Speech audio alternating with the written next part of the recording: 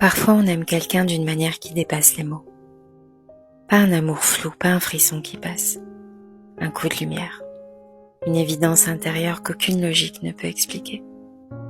On sait. On le sait comme on sait respirer. Comme le cœur bat sans qu'on lui ordonne. Et ce qui bouleverse encore plus, c'est que cette rencontre-là, on ne l'attendait pas. On cherchait rien, on voulait rien bouleverser, on vivait simplement. Puis quelqu'un surgit sans prévenir, sans qu'on l'ait appelé. Quelqu'un qu'on ne devait même pas rencontrer et pourtant qui devient soudain essentiel. Comme si la vie avait posé cette personne sur notre route au moment le plus improbable, le plus fragile, le plus vrai. Cet amour-là, c'est pas une caresse paisible.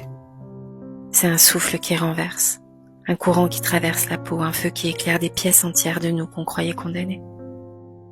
Il réveille le silence intérieur, touche l'endroit où naissent les certitudes qui ne se disent pas, celles qu'on ressent dans les os, dans la poitrine, dans les tremblements qu'on cache.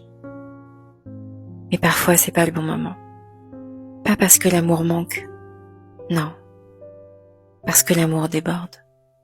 Parce que la vie autour n'est pas encore prête, parce que la distance des frontières nous emprisonne. Parce qu'un cœur est encore pris dans une histoire éteinte mais pas terminée. Parce qu'il y a un enfant qui mérite qu'on avance avec douceur. Parce qu'il y a des promesses anciennes, des loyautés lourdes, des regards qui pèsent. Parce qu'on quitte pas un monde d'un seul geste, même quand ce monde ne nous ressemble plus, même quand ce monde nous éteint. Et puis il y a les raisons invisibles. Parce que l'un de nous se reconstruit encore doucement. Parce que l'autre apprend à s'aimer lui-même pour la première fois depuis longtemps.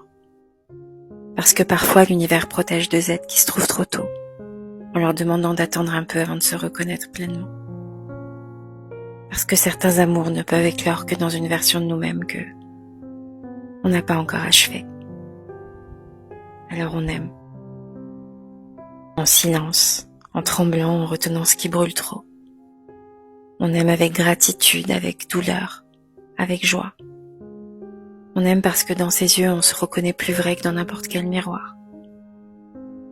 On aime parce que l'autre nous ressemble d'une façon presque troublante, comme si nos histoires avaient été écrites dans la même encre. On aime parce que c'est impossible de faire autrement. On aime même si le monde ne nous a pas encore donné sa permission. Et pourtant, dans cette déchirure douce, il reste une lueur. Une étincelle infime, mais indestructible. À toi, mon âme sœur. À l'idée que peut-être, oui peut-être, nos routes s'aligneront un jour. Quand nos peurs auront fondu, quand la vie aura déplacé les murs, quand nos deux âmes qui se sont reconnues trop tôt pourront enfin se retrouver au bon moment. Peut-être. Et parfois, il suffit d'un peut-être pour se tenir debout. Ensemble.